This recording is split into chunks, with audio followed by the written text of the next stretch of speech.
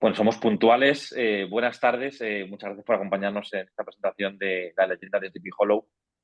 Bueno, hacía mucho tiempo que no hacíamos nada solamente en virtual desde la pandemia, donde en esa época hicimos bastantes presentaciones como era obligado, pero bueno, para hacer algo este día de Halloween, un día en el que creo que no hemos hecho nunca una presentación en Nórdica, nos parecía que teniendo un libro tan pertinente, tan de este día como la leyenda de Sleepy Hollow, y teniendo además a Idoia Libertegui, la ilustradora del libro que está en Pamplona, y luego a las traductoras y traductores del colectivo Irving de Villar de Letras, que son las responsables de esta traducción, nos parecía un buen momento y que además están muchos de ellos y ellas en diferentes partes del mundo. Nos parecía un buen momento para hablar de este libro, para presentarlo, para hablar de ilustración y para hablar también de cómo se hace una traducción coral, ¿no? Una traducción que ahora os contará este equipo de traductores que han trabajado juntos. Es algo bastante poco habitual, pero que en Nórdica ya llevamos unos años trabajando con Villar de Letras en estos proyectos que para Nórdica han sido una sorpresa desde el primer momento, y que este libro vuelve a poner de manifiesto cómo el trabajo en equipo siempre es bueno, siempre genera una obra de calidad, ¿no? Que la traducción de La leyenda de Sleepy Hollow de Washington Irving no es un trabajo fácil, y este libro, cada página está llena de momentos brillantes, que además están perfectamente acompañados por las ilustraciones de Idoia Iribertegui, de Idoia, que ha ambientado el libro y nos lleva a esta atmósfera de las tardes de estos pueblos de la costa este en esta época del año, que genera, como digo, bastante misterioso, que me parecía importante captar en el libro. Es un libro que yo estoy encantado con el resultado desde la cubierta, como podéis ver, que es súper bonito el trabajo que ha hecho Idoia. Y que, bueno, voy a pedir, si no te importa, Natalia, que empieces tú coordinando a tu equipo de traductoras y traductores para que nos habléis cómo ha sido primero la traducción, porque es lo primero que se hizo en este proyecto, como en casi todos los libros. En la decisión fue una decisión entre Idoia, entre Maite y Nórdica de qué libro íbamos a publicar, y siempre llegamos a un acuerdo de buenos textos, como ya hemos hecho con Ray Bradbury, Virginia Woolf o Lovecraft, ¿no? Al final, el género está muy presente, curiosamente, en estos libros que hemos hecho juntos. Es curioso que nos hayamos decantado con tanta frecuencia por relatos de género, siempre exigentes, y siempre, como digo, con resultado brillante. Así que si no te importa, Natalia, un poco introducirnos en cómo ha sido el trabajo de vuestro equipo de traducción. Diego, te estás refiriendo a mí, ¿verdad? Cuando dices Natalia. Sí. Ay, perdona, a Maite. Perdona, que Vale. estaba pensando en Natalia de Villar de Letras, perdona. Sí, pues bueno, pues nada, pues os cuento un poco así. Bueno, bien, pues nada, bienvenidos también y gracias por estar en la presentación en esta noche de Halloween, un día tan adecuado como dice Diego para presentar la leyenda de Sleepy Hollow. Eh, bueno, yo solo quería comentar un poco, hablaros un poco de esta colaboración entre Nórdica y Villar de Letras. eh, que forma, bueno, el libro, digamos, se ha traducido dentro de un máster en traducción literaria y mundo editorial que se lleva impartiendo en Villar de Letras desde hace ya 10 años. Este año va a ser la 10ª edición. Y creo que llevamos ya 5 colaborando con vosotros, con Nórdica, ¿no? Llevamos creo que 5 libros ya publicados. Y,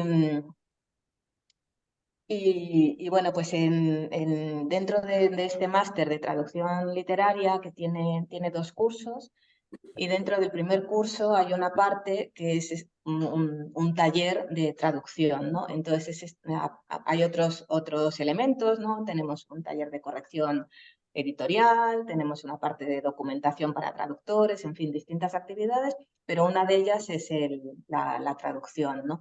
Entonces, en este taller, pues gracias a esta colaboración con Nórdica, pues podemos trabajar en un entorno absolutamente real, Todos los traductores que que han participado en esta traducción, pues han firmado sus contratos con Nórdica, tienen sus derechos de traducción y bueno, y hemos trabajado pues en colaboración con la correctora también de Nórdica, que ha enviado las correcciones, en fin, todo lo que es el proceso de un trabajo real de traducción literaria, ¿no? Tengo que decir que en general la gente que participa en este curso son gente que ya tiene experiencia, muchos de ellos, que ya son traductores, gente muy viajada. Entonces, en fin, poner en común a pensar a 10 cerebros a la vez, ¿no? Para traducir un relato, pues la verdad es que es muy estimulante y los resultados suelen ser muy buenos, porque por muy buenos traductores que podamos ser los unos o los otros, al final eres una persona sola, ¿no? Cuando estás con 9 compañeros más, pues lo que no se le ocurre al uno se le ocurre al otro y cada uno tiene además pues sus especialidades, sus gustos, sus lecturas, y cada uno pues puede aportar distintos elementos, ¿no? Para hacer que el texto sea pues lo mejor posible, ¿no? Este año se está impartiendo nuevamente el máster, lo digo por si hubiera por ahí alguien interesado. El primer curso acaba de empezar, pero el segundo curso todavía no ha empezado y todavía quedan algunas plazas. Y es un curso además que es muy, muy flexible. Hay quien empieza por el primero y luego sigue con el segundo, hay quien empieza por el segundo y sigue con el primero, hay quien hace módulos sueltos, se puede hacer de distintas maneras. El segundo curso es más especializado en problemas específicos de traducción, en distintos géneros literarios, de traducción de literatura infantil, de textos teatrales, de poesía, y luego tiene una parte también de presentación, de cómo preparar una presentación de una propuesta a una editorial, ¿no? Que es una forma pues, para los traductores de poder introducirse en una profesión que es difícil al principio, ¿no? De encontrar una vía de acceso a las editoriales, ¿no? Y bueno, pues dicho esto, creo que lo demás lo van a contar los traductores, que son los que han hecho el trabajo, ¿no? Y bueno, pues me gustaría presentarlos así muy rápidamente. Está Ángel Ferrer, está también con nosotros Joaquín Toscano, está Denis Almeida, Ana Grandal y Ana Mongelos. Y luego hay otras 4 personas que no se han podido conectar hoy, pero que también quiero mencionarlos: Alberto Canto, Corina Hurtado, Ana Américo y Laura Moreda. Y sin más, pues os doy la palabra. Creo que Ángel iba a empezar hablándonos un poquito así de la traducción en general. Así que adelante. Muy bien. Hola a todas y a todos. Pues yo os quería contar un poquito en general, en líneas generales, cómo es el trabajo en la sala de máquinas de una traducción. Este libro es una demostración de que traducir, aunque para el lector parece simple leer y ya está, pues traducir es mucho más que saber el significado de las palabras. Es también saber construir el lenguaje del autor y a la vez corregir el estilo para no irnos de su estilo particular. O sea, estas 3 cosas se hacen a la vez mientras estás traduciendo, algo que facilita mucho la labor al corrector después también. Tenemos que tener en cuenta que la buena escritura es una escritura, la de los escritores buenos, es una escritura medio sonámbula, es mágica. O sea, entre los textos que se realizan con el intelecto, a veces se cuela algunos párrafos muy bellos y perfectos, y esa magia es la que tenemos que reproducir nosotros en la traducción. Por eso, esto nos hace hacer mucho énfasis, por lo menos en mi forma de traducir, en el orden de las palabras, porque estos textos mágicos, el orden es inamovible. Entonces, en poesía, por ejemplo, en un 98% y en narrativa en un 90%, el inglés bueno es más simétrico de lo que parece a simple vista.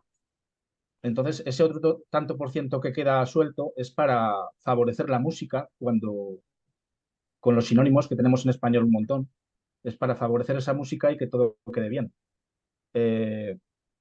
Luego también deciros que la editorial nórdica, por ejemplo, tiene esta filosofía de trabajo Y esta forma de escribir más sintética, más directa, sin nada que sobra, pues es una manera de trabajo suyo. Entonces, ahí tenéis un buen filtro para escoger buena literatura, si queréis, porque ya sabemos que ahora mucha gente escribe libros, pero hay mucha gente que vuelca el habla en el papel. No es lo mismo volcar el habla que escribir, que es un oficio. O sea, por mucho que lea uno, la lectura te da mucho vocabulario, pero para escribir bien hay que escribir unas 8 o 10 horas diarias, que es lo que hacen los escritores que escriben bien. Entonces, solamente era contaros esto y también dar las gracias a los compañeros, a todos, a Maite por su labor orientadora, que es muy buena porque está pendiente de todo, pero nos deja hacer mucho, aunque las correcciones que hace son muy buenas, porque son muy oportunas. Dar las gracias a Nórdica por la oportunidad de dejarnos traducir un libro suyo, y también a los compañeros míos por la flexibilidad, que a la hora de trabajar con 10 personas ha sido muy fácil, porque son gente muy flexible y nos hemos entendido de maravilla. También dar las gracias a Idoia por las bonitas ilustraciones que son preciosas, y a vosotros por haber venido aquí a escucharnos, y espero que disfrutéis de esta pequeña joya.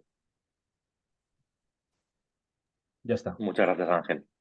Nada. Perdonad, he aprovechado este momento para subir al chat las primeras páginas del libro, que también podéis encontrar en la página web de Nórdica, un poco para que veáis, empecéis a ver el tono de la traducción del libro y también de las ilustraciones. ¿Quién Joaquín, ¿quieres seguir continuaba? tú un poco? Pues sí, yo querría reiterar esas gracias que ha dicho Ángel a Nórdica y a Diego por redescubrir un autor cuyo nombre suena mucho y en España ya conocemos sobre todo por Cuentos de la Alhambra, pero que después de Cuentos de la Alhambra no es tan conocido. Y es un autor, Washington Irving, que nace con Estados Unidos, porque nace en 1783, que es el año en que acaba toda la guerra de la independencia y nace en realidad ese espíritu del país. Y eso es como muy interesante porque además su nombre, Washington, se lo dio su madre por el primer presidente de Estados Unidos, George Washington. Lo menciono porque a mí me parece que este libro es un tesoro en el sentido de conocer cómo era cómo fue el origen de esa zona del país, ¿no? Del norte o de la zona de Nueva Inglaterra. Y, y bueno, la familia de Washington Irving se instaló en Manhattan, como él dice en el libro, en el epílogo, Manhattus, y, y la gente de Manhattan se le conoce como Knickerbockers o Knicks, que es el seudónimo que él eligió para empezar a escribir y el seudónimo que después utiliza para esta ficción que crea de que toda esta historia de Sleepy Hollow se encuentra en los manuscritos de un tal Dietrich Knickerbocker. Knickerbocker no es otra cosa que los pantalones que usaban los colonos holandeses que fundaron New Amsterdam y que es hoy día Nueva York, ¿no? Entonces, toda esa historia es, desde mi punto de vista, súper interesante y creo que nos ha influido, porque tuvimos que hacer nuestra investigación sobre lugares, sobre costumbres, sobre muchos elementos que después los compañeros van a comentar también.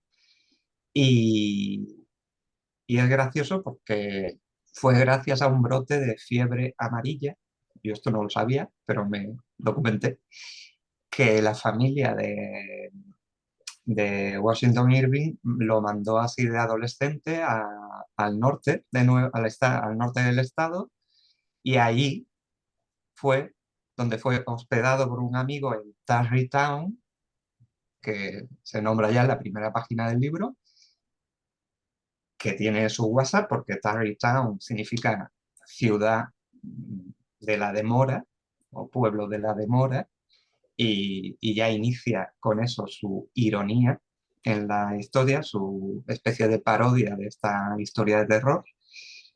Y, y de hecho conoció Sleepy Hollow, que existe de verdad. O sea, Sleepy Hollow es un pobladito pequeño al lado de Tarrytown y de Mount Pleasant, y está solo a 50 kilómetros de Nueva York. O sea, hoy día estaría como a 30 realmente de todo Nueva York.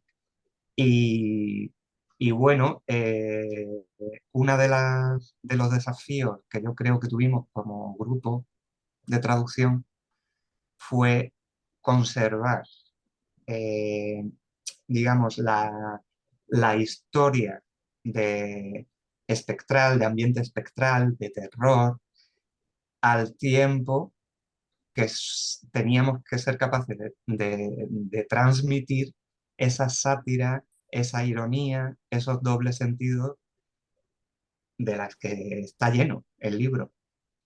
Y después muchas referencias históricas al contexto de aquella época, que es anterior a Irving. O sea, de hecho, él lo escribe esto en 1820, esta historia de Sleepy Hollow, y está, o sea, la historia en sí es de los años, se desarrolla 30 años antes, ¿no? En la época en que, como ya he dicho, Estados Unidos empieza, o sea, se ha independizado ya del Reino de Gran Bretaña. Y también puede ser curioso que un año antes, en el 19, esta es del 20, en el 19 publica Rip Van Winkle, que es una historia cuyas referencias son muy parecidas. O sea, es mucho más parodia que esta, pero ya aparecen esos elementos de, digamos, de pequeña mofa a los orígenes de Estados Unidos, de los colonos, de las contradicciones que ya tenía eh, esos primeros 13 estados, ¿no?, que se fundaron. Y bueno, en España ya, como digo, es conocido por Cuentos de la Alhambra, pero esta traducción nos puede ayudar a conocer mejor la obra de este autor. Eh, y sobre todo su lado de parodia, de sátira. Muchas veces, no sé a vosotros, a mí es que a veces me ha recordado en las descripciones que hace de los personajes un poquito a Quevedo. Pero bueno, esto es una opinión mía personal. Porque, por ejemplo, cuando describe a Crane, el protagonista, que ya de entrada se llama Crane, Grulla, ¿no? Y que además está en las ilustraciones perfectamente captado el tema del personaje Grulla, eh, pues, no sé, hace esas descripciones muy quevedianas, ¿no?, que va a la hipérbole cuando describe los rasgos del personaje y tal. No sé si es algo que, bueno, puede ser influencia de su afición por la literatura española y por España, donde fue embajador. Y respecto a la traducción, pues solo comentar que aparte de ese desafío de, de aunar historia no de terror, ¿no?, pero de fantasmas, de típica historia de terror sobrenatural romántico, con la sátira, pues también fue un desafío, yo creo, conservar el estilo de escritura. Tiene frases muy largas en inglés, con mucha subordinación, muchos incisos, y queríamos hacer algo ágil, pero sin traicionar ese estilo. Yo espero que lo hayamos conseguido, eh, pero creo que fue una de los retos. Y bueno, hubo de todo. Hubo que traducir refranes, que había un refrán, creo que quedó como: con la vara le has de dar si no lo quieres malcriar, lo tradujimos así. Hubo que traducir el, digamos, el fragmento con el que se introduce el relato, que no estaba traducido en español, que era un poema del siglo XVII, y además haciéndolo con la rima, eso también fue complicado, y hubo que traducir muchos términos de vestimenta que curiosamente también salen después en las ilustraciones, aquello que nos costó tanto traducir, y terminología de equitación, por el tema de que, claro, el espectro es un jinete sin cabeza, pues hubo que traducir términos de caballo, de el borrén de la silla de montar, por ejemplo. Eh, y sobre todo hubo una labor de investigación sobre eso, sobre los lugares y los objetos, también plantas, comidas, o sea, muchísimos elementos para cerciorarnos de que no estábamos hablando de otra cosa, porque realmente ya son términos muy, muy en desuso, que, o que tienen muy poca correspondencia con nuestro entorno aquí en España, ¿no? Y, y bueno, eso es todo por mi parte. A mí me ha parecido una experiencia maravillosa, riquísima, se aprendió un montón y, y aportamos todos, que es lo increíble. Como ha dicho ya Maite, traducir así yo creo que enriquece las traducciones, la verdad. Y bueno, no sé si queréis aportar algo más sobre todo sobre la terminología que hemos usado, curiosidades que hemos tenido en el proceso de traducción, que también las hubo. Pues hola a todas, a todos. Bueno, yo también quería dar las gracias para empezar, bueno, a todos los que estamos aquí, a todos los que no han podido venir y a todos los que han participado en la elaboración de este proyecto tan estupendo.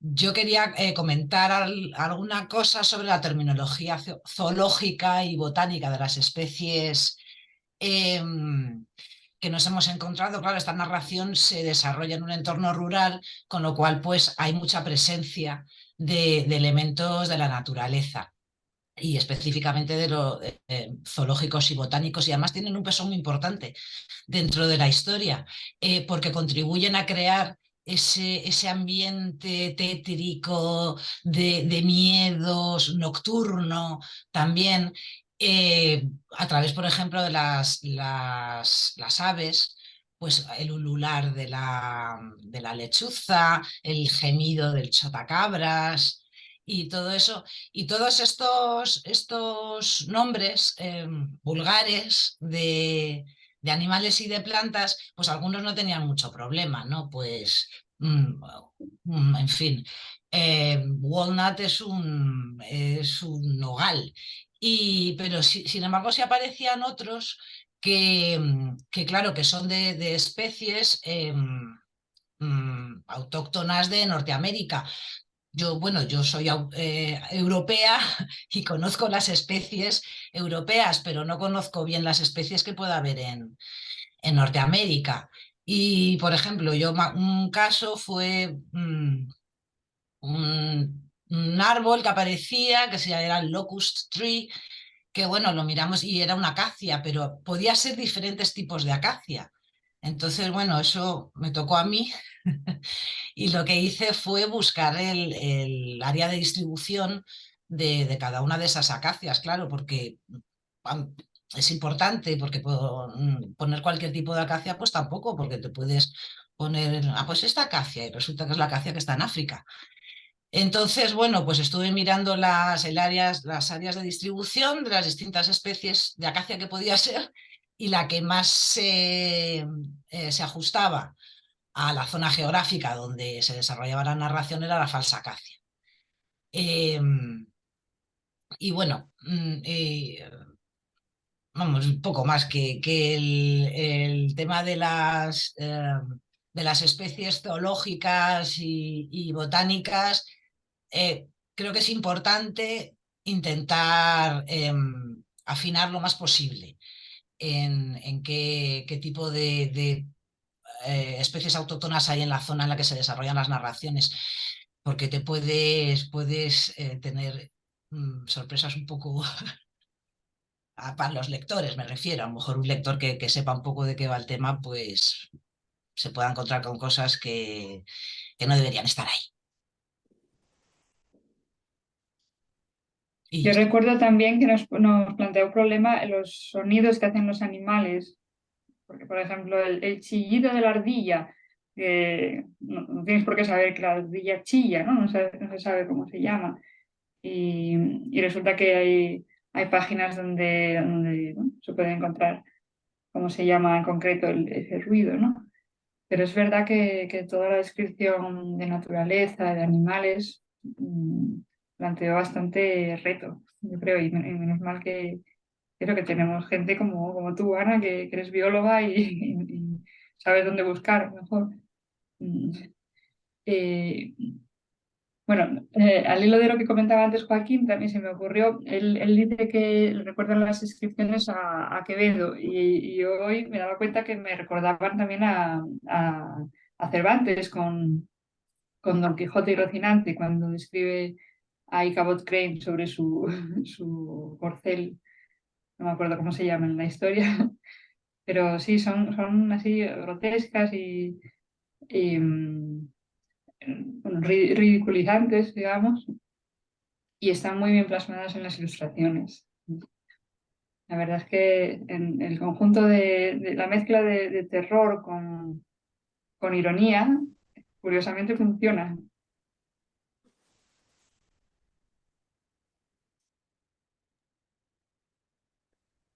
Pues si queréis, como luego tenemos alguna pregunta que nos han dejado aquí Oscar en el chat sobre el proceso de traducción, pues si queréis, como Ana ha hecho mención a las ilustraciones ahora otra vez, si quieres, Idoia, te paso a ti la palabra para que nos cuentes un poco cómo ha sido el proceso de trabajo en gráfico y luego, si queréis, en el turno ya de preguntas, respondemos a las preguntas que hay relacionadas con cómo ha sido el proceso de traducción. Y voy a compartir pantalla para que podáis ver cómo es la parte gráfica de este libro, que como digo, es un trabajo especialmente bueno para entender también la atmósfera de la obra. Bueno, pues lo mismo, muchas gracias a todas y a todos por estar aquí. Y bueno, después de todo lo que estáis contando los traductores, me doy cuenta de que tenemos como el mismo tipo de trabajo, de alguna manera estamos intentando como ser fieles a la historia, ¿no? A lo que estamos leyendo, pero a la vez también un poco pues aportar, bueno, un poco nuestra visión del asunto, es decir, cómo vemos que el autor está pensando. Entonces, esto es lo primero, yo creo que se te plantea. Lo primero, por supuesto, es leer el texto. Entonces, bueno, pues yo me leí el relato de Sleepy Hollow y yo tenía en la cabeza un relato de, pues eso, un clásico del terror romántico, ¿no? Y yo pensaba, bueno, esto me va a dar mucho miedo. Y aparte, tenemos también muy en la cabeza pues la película de Tim Burton, que a mí me encanta. La he visto muchas veces ya. Claro, cuando leí el relato dije, realmente no se corresponde con la idea a lo mejor que tenemos todos en la cabeza. Me gustó mucho el relato y de hecho lo que más me gustó fue precisamente lo que se está ahora comentando sobre la sátira, ¿no? Cómo describe los personajes y cómo incluso la historia de por sí es, pues eso, como una gran broma, ¿no? Y cómo combina esos elementos de terror, de miedo, de ambiente como misterioso pues con una realidad cotidiana que Ichabod Crane se encontró allí, ¿no? Entonces, bueno, cuando leí el relato y me di cuenta de que no era un relato de terror como yo me lo había imaginado, luego empecé a pensar que realmente, si a mí me contaran esta historia un buen narrador, alguien que sepa modular la voz, alguien que gesticule bien, alguien que sepa aportar tensión a la historia. En una noche oscura y tormentosa probablemente pues la sugestionaría que yo pase más miedo del que pasé cuando leí el relato, porque me encantó el relato, pero realmente dije, Juan, me he pasado, o sea, igual porque ya me lo sabía cómo acababa, pero digo, la tensión no ha sido tal como yo me esperaba. Entonces, bueno, una lectura, la segunda lectura, la tercera lectura, te das cuenta de que también me leí, por supuesto, Rip Van Winkle, que sí que o sea, las dos me las había leído hacía mucho tiempo, pero no las recordaba. Y también participa un poco de esto de la ironía, de este ambiente como misterioso, pero a la vez de alguna manera cotidiano, y muy descriptivo efectivamente de la época. También me pongo a investigar sobre la época porque yo tampoco sé mucha historia, ¿no? Entonces pensé que lo ideal sería, ya que Sleepy Hollow ha sido ilustrado tantas veces y también por tantas personas, ¿no? Y que es un clásico, cuál era mi visión del relato sin dejar de ilustrar este relato. Entonces lo que yo me imaginé fue una posada de, bueno, también pasa un poco esto de la horquilla histórica, ¿no? Yo sé que se publicó en 1820, pero que se ha ambientado, pues eso, 30 años atrás, y te pones a mirar desde mobiliario hasta paisajes, hasta, pues como decís, ¿no? Las acacias, y todo lo que encuentres de esa época, y me imaginé que hay una posada pues a orillas del río Hudson, donde más o menos ocurre la historia, y que allí pues hay una serie de personas que están pasando allí la noche. Y una de ellas es un narrador nato, que sería este que aparece aquí, y pues hace una noche fría, tormentosa, imaginémonos que de octubre, de noviembre, y él está entreteniendo allí a la gente que está pasando la noche, pues con una hoguera. Entonces pues empecé a mirar pues cómo podía ser una posada, pues eso, entre 1800, 1810, un poquito adelante, un poquito atrás, y aquí yo sufro un poco porque pienso que probablemente hay mucho anacronismo entre, ¿no? De 30 o 40 años, ¿no? Pero bueno, mis búsquedas siempre son como lo más exhaustivas posible. Hasta los platitos que vemos aquí, el candelabro, la chimenea, los elementos que sirven para la chimenea, la jarra de cerveza, la ropa, todo. O sea, lo miré todo, tengo un Pinterest lleno, que se llama Sleepy Hollow y todo lleno. Entonces, la idea mía es que hay una supuesta cámara que no vemos, que va pasando por esa habitación, donde vamos descubriendo diferentes personajes que están escuchando esta historia. Luego, la típica cosa que yo miré retratos también de Washington Irving, y el narrador está un poquito basado en un retrato que encontré de él, solo que él no llevaba barba. Pero bueno, estos son chistes que uno hace y ya está. Entonces, digamos que la tensión va subiendo. Yo iba leyendo el relato y el relato al principio es muy tranquilo, muy descriptivo, te habla mucho pues eso de cómo se vive en el Sleepy Hollow, el carácter de las personas, cómo llega Ichabod Crane allí. Y entonces lo que yo quería era que el relato, o sea, las ilustraciones hicieran un poquito lo mismo. Y luego sí que es verdad que dije, joder, la escena de la persecución, que es como lo más clásico que hay, pues es una pena no hacerla, ¿no? Y entonces, de alguna manera, es el único momento en el que salimos de esa posada para introducirnos en el relato. Lo que yo quería significar con esto es que los que están escuchando están tan metidos en la historia que realmente lo ven, ¿no? Hasta entonces lo han visto como en esta especie de viñetas que aparecen del humo de la pipa, o así como en bruma, y entonces de pronto ven la persecución. De ahí volvemos a la posada y supuestamente pues se ha oído algún ruido fuera de la posada, y todos los personajes que hemos ido viendo están todos juntos mirando por los ventanales. Bueno, aquí hay muchas bromas mías internas, hay un libro que está en el suelo que es la Biblia, en fin, una serie de historietas mías. Y se asoman a la ventana, y entonces la última escena, digamos que es de nuevo volver al principio, donde vemos la posada con la ventana iluminada donde están ellos, pero se hace con Jinete sin cabeza. De alguna manera también es participar de esa sátira que Washington Irving nos transmite, ¿no? Es un poco es verdad, es mentira, es una broma, no lo es, pues que exista gente sin cabeza. Y bueno, y finalmente ya pues pensé, bueno, ¿qué pasaría si se aparece gente sin cabeza realmente con esta gente que está aquí en esta posada? Y entonces, bueno, pues ya el chiste final, que aparecen pues las cabezas de todos ellos cortadas. Y bueno, hay mucho proceso aquí de todo tipo, ¿no? De lectura, de búsqueda de información y luego también de trabajo gráfico. Yo lo que quería era que realmente las ilustraciones parecieran de la época, los paisajes también, tengo un montón de fotos me hubiera encantado ir a ver Sleepy Hollow, pues del tipo de paisaje que puedes encontrarte allí. También luego una se toma licencias artísticas, ¿no? Y bueno, básicamente es eso, no sé, si hay alguna pregunta. Sí, a mí me ha gustado mucho lo que comentabas, Idoia. Claro, en el mundo de cómo se ilustran los libros no hay teorías, cada ilustradora lo hace de una manera diferente. Y tú has jugado aquí con dos niveles que me parecen muy, muy chulos, ¿no? Y que es que primero estás ilustrando algo que no siempre tiene que ver con el texto. Has aportado tu visión de la historia recurriendo solamente en algunos momentos a ilustrar lo que aparece en el texto. Y esto es algo que cuando hemos publicado algún libro de Stephen King, y Stephen King, por ejemplo, cuando tuvimos una ocasión de hablar con él, que nos preguntaba cosas porque, claro, le extrañaba mucho para un norteamericano, un ilustrador lo que hace es ilustrar literalmente lo que está en el libro.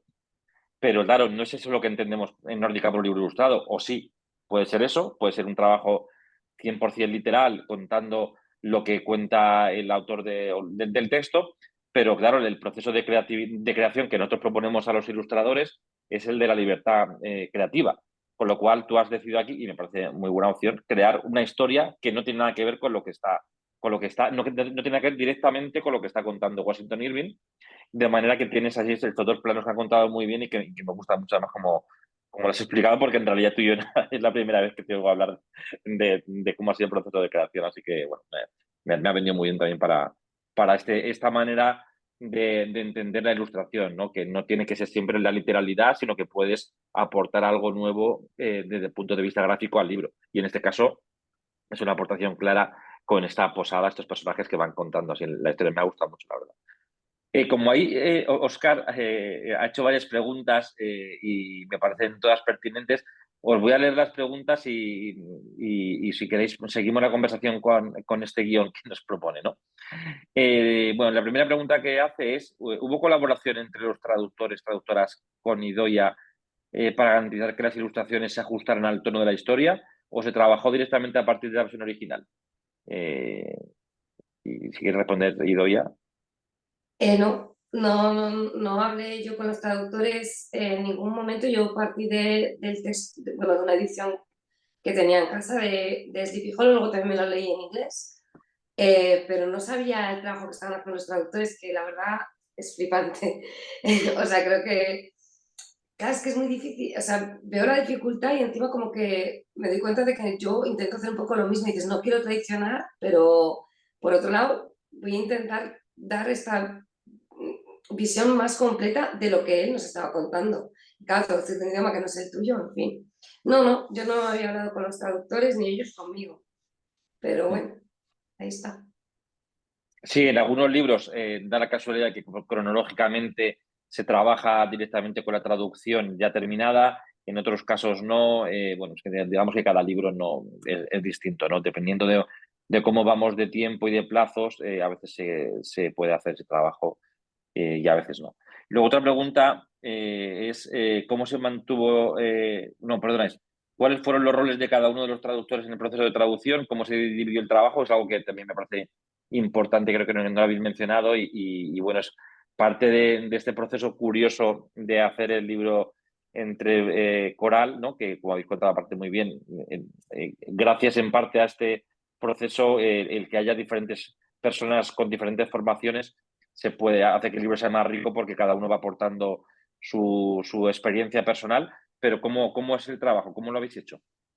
Pues A ver, yo os lo podría contar, pero no sé si aprovechar que Denise no ha tenido ocasión así de intervenir, no sé si lo quieres contar tú, Denise. Sí, sí, claro. Hola, ¿qué tal? Pues bueno, el trabajo fue bastante equitativo. Se dividió la extensión de la obra en, digamos, partes más o menos iguales. Am, Cada uno tuvo la oportunidad de traducir en solo y después nos juntábamos 4 largas horas a discutir minuciosamente cada cosa. Fue un trabajo muy, muy enriquecedor porque claro, uno traduce en solo, pero a la hora de ponerlo en el colectivo, pues salen cosas, ¿no? Y teníamos versión 1, versión 2, versión 3, versión hasta llegar a la versión más o menos final, que de todas maneras no fue la versión final, pero vaya, fue un trabajo muy, muy enriquecedor porque salían estas cosas, ¿no? Los temas botánicos, los temas históricos, los temas, la longitud de las oraciones, que luego era muy complicado mantener porque sí, tratar de mantener la fidelidad del texto fue un reto por la extensión. Y entonces nada, se contó con la ayuda, ¿no? Porque también varios de los traductores tenían mucha más experiencia, otros teníamos menos. Entonces se hizo un buen equipo y como creo que lo mencionó, no sé si Ángel o Joaquín, se hizo un buen equipo, no hubo realmente, vaya, todos aceptábamos con buena gana las correcciones o las aportaciones que otros podían tener hacia nuestros textos. Y pues sí, no sé si se me pasa algo más. Creo que Una pregunta que me parece también pertinente, que tiene relación con esto, dice que cómo se mantuvo la coherencia en el estilo a lo largo de la traducción, ya que estaba bien, de que tenéis varias personas traduciendo a la vez. Bueno, pues yo creo que esto es porque sabemos traducir todos, porque normalmente un traductor no tiene que poner de sí mismo en la traducción. Entonces, lo único que tenemos que discutir son las cuestiones que os hemos contado. Traducir no es solamente saber un idioma, es construir también, y eso lo hacemos todos. Es simplemente el trabajo, que es un oficio como otro cualquiera, del que se coge una habilidad, una sensibilidad, y la tenemos todos. de todas maneras, también lo que comentaba Denise es que con cada fragmento estábamos luego 4 horas todos Claro, juntos revisando frase por frase, palabra por sí, palabra, con lo cual, claro, íbamos poniendo todos en común. Cuando llegas al segmento siguiente, ya ha habido todo un trabajo previo de poner cosas en común, de unificar vocabulario, de criterios, ¿no? Al tercer fragmento, pues todavía la cohesión es mayor, ¿no? Y a medida que vas avanzando, pues la cohesión va siendo cada vez más fuerte. mayor. Como luego además se hace una lectura final de todo y se revisa todo el conjunto, pues al final no se nota que hay distintas manos. Al final es una traducción realmente colectiva, ¿no? Y, Una traducción por capas, yo creo. sí. Mm. Íbamos poniendo capas, hacíamos 3, 4 fragmentos y cuando veíamos que habíamos acertado ya, habíamos dado con el tono, con el término, con tal, se revisaba otra vez. Y entonces como pintándose ya como una capa encima de otra, de otra. Y yo Eh, creo que además sí que hubo un esfuerzo de mantener o sea, el estilo así antiguo en las frases, eso creo que lo teníamos todos claro y eso pues buscamos vocabulario pues que fuese a lo mejor un poco anticuado, pero que pegase para la época y tal. Y también creo que es enriquecedor el hecho de que somos todos de distintas partes, o sea, dentro de España y también eso, que el hecho de que esté Denise y estaba Corina eso también aporta mucho porque no se dicen igual las mismas cosas, no se dicen igual en todos los sitios y entonces también hacía falta a veces encontrar un término que se entendiese por un lado y que no fuese demasiado local. Sí, y lo que has dicho también, es verdad que bueno, Joaquín hablaba del estilo que tiene, ¿no? De estas frases largas, ampulosas, subordinadas y tal, pero lo que has mencionado tú también del vocabulario, ¿no? Ya no la terminología más especializada y tal, sino el vocabulario corriente, ¿no?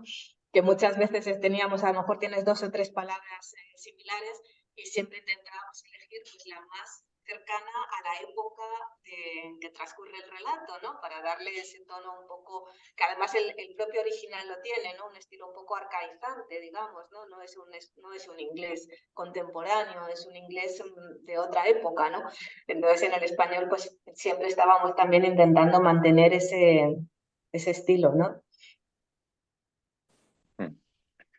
Y comenta Berta que bueno, sobre el trabajo de Idoia, que es increíble, que tiene otra versión ilustrada y que es totalmente distinto, ¿no? Yo creo que la gracia es que coinciden en las librerías en estas semanas varias ediciones de este libro y curiosamente, claro, todas las ediciones ilustradas son diferentes. Quizá la más distinta es la tuya, Idoia, por eso, porque has optado por no contar literalmente lo que está contando el autor del texto.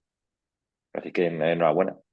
Ya, bueno, esto ha sido casualidad, claro, no sabes que van a salir, puede pasar que van a salir, pero es verdad, hay varias versiones este año de la leyenda de Sleepy Hollow. Y también una cosa que se me olvidó decir antes es que además se me ocurrió también lo de la posada porque el relato comienza diciendo esto se encontró en los archivos, o sea, hay como una historia, hay como primero el narrador te lo cuenta y te introduce en la historia, entonces pensé que era una historia dentro de una historia. Por tanto, lo que hice yo es que también voy a hacer una historia dentro de la historia, ¿no? O sea, bueno, sí. Gracias, Berta, por tus comentarios. Bueno, pues no sé si tenéis algo más que comentar. Si no, bueno, os quiero agradecer de nuevo a todos los que nos habéis acompañado hoy. Muchas gracias al colectivo. Muchas gracias, Maite, por proponerme de nuevo trabajar contigo y con Villar de Letras en uno de estos libros. Como digo, como editor es la única vez al año que hacemos un proyecto así. Es muy raro, pero es súper estimulante también ver cómo trabajáis y el resultado tan brillante que tiene la traducción. Y también muchas gracias, Idoia, porque bueno, también ha sido un trabajo muy chulo este que has hecho. El resultado también es estupendo. De toda la cubierta, las guardas, cada ilustración. Estamos súper contentos en Nórdica con el libro. Bueno, compartiremos dentro de un rato a través de YouTube el enlace para que lleguemos al mayor número de personas posible. Creo que es muy interesante la presentación que habéis comentado todo para entender cómo es el proceso de creación del libro desde el punto de vista gráfico y también cómo se traduce un libro en general. Cualquier traducción realmente se puede explicar igual, pero al ser coral creo que tiene más importancia el saber cómo habéis trabajado. Como digo, muchas gracias y bueno, hasta pronto. Espero que disfrutéis que paséis una buena noche.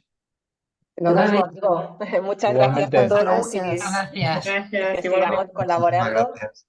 Y bueno, y decirte, Idoia, que me ha sorprendido mucho todo lo que has contado, ese proceso de creación así y esa libertad que quizás tenéis los ilustradores que no tenemos los traductores. Ya, sí. Para alguna licencia. Muy Gracias. bien. Pues adiós a Muchas todos. gracias. Gracias. Adiós.